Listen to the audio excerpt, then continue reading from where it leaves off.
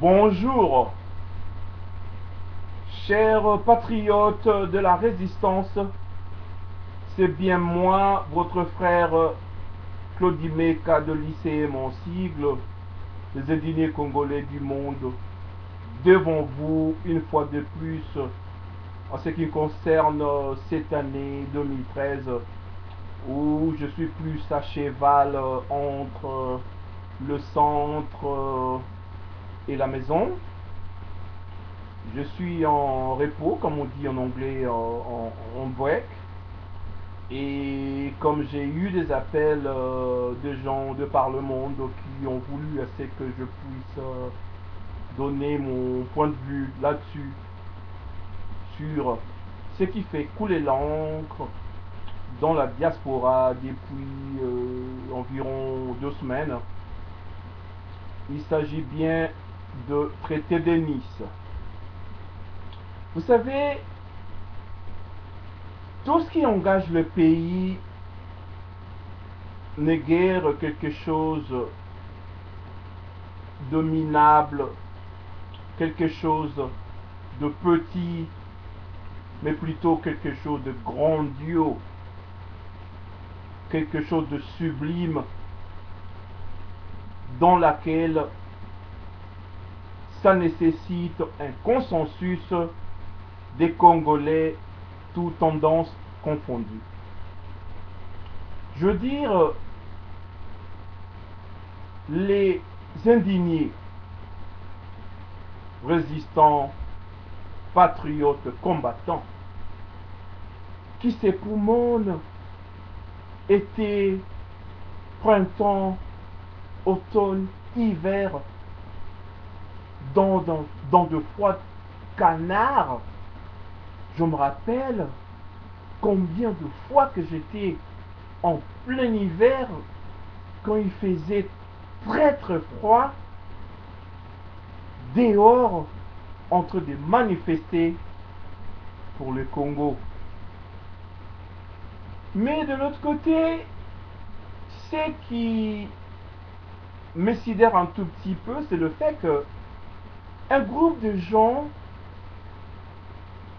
puisse aller quelque part et discuter sur l'avenir d'un grand pays qui est un demi-continent, le deuxième pays le plus grand d'Afrique, et juste prendre une décision, voilà, signer des accords et tout, sans pour autant consulter les autres.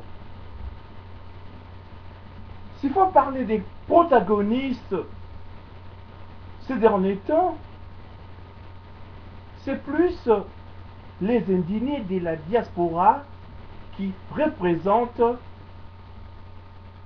les côtés qui n'est pas d'accord avec le pouvoir usurpateur de Kinshasa.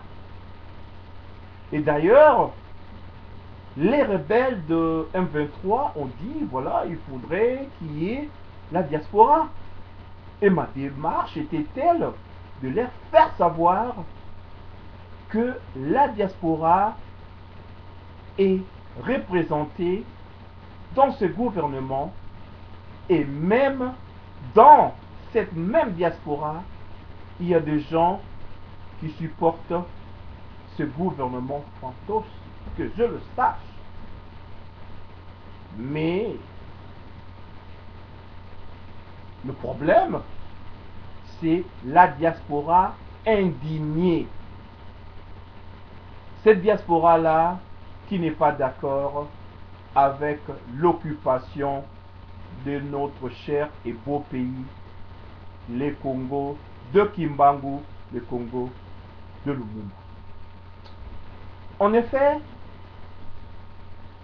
si il faut faire des accords, des traités ou quoi que ce soit au nom du Congo, il faudrait, n'est-ce pas, engager toute la diaspora.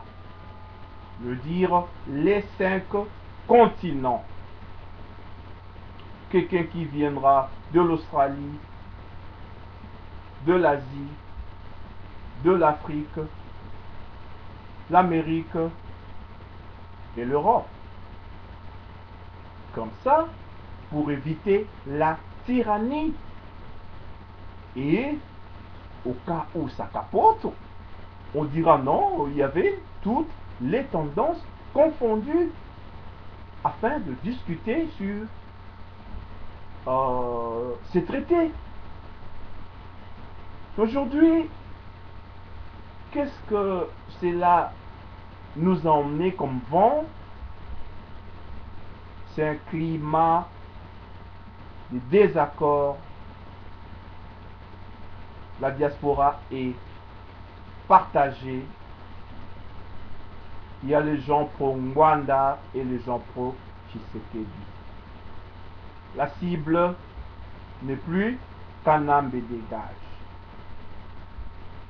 Vraiment, ça m'intrigue.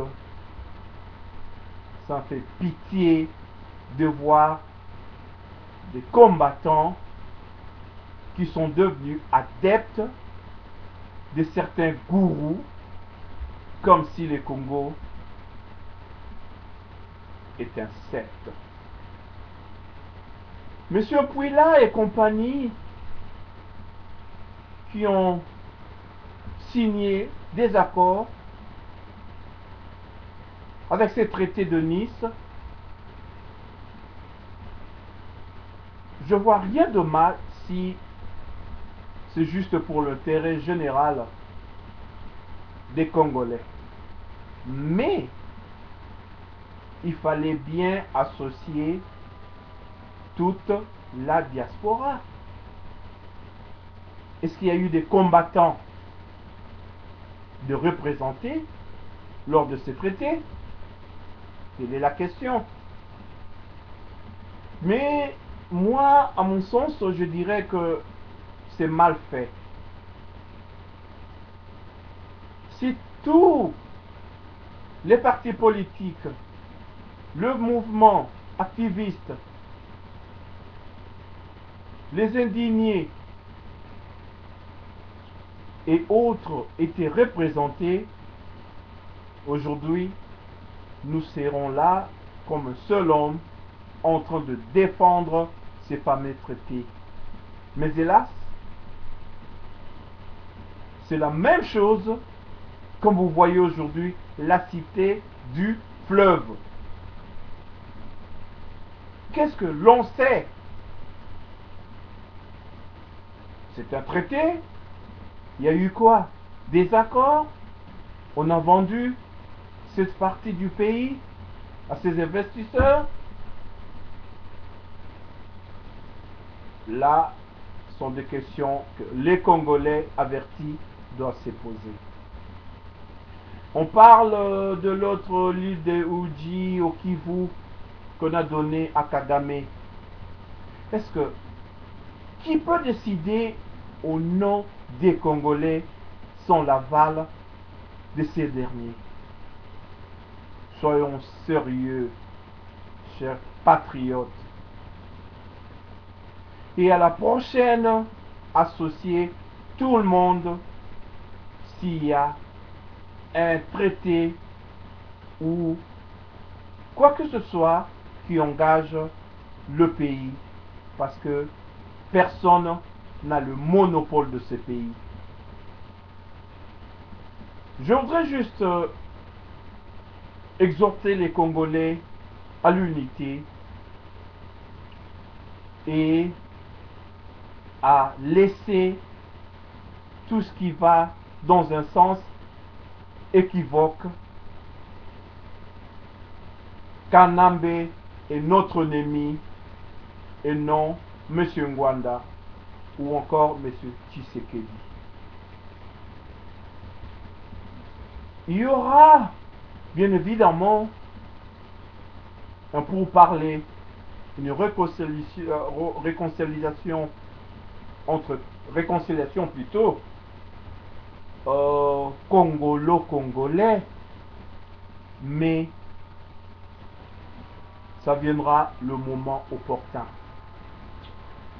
Pendant qu'on y est, nous devons nous focaliser sur le dégagement de Kanambe et respecter nos vieux, nos leaders, nos modèles. Je voudrais assez que les gens de l'UDPS puissent respecter le président de la PARECO, M. Ngwanda, et aussi les gens de la PARECO.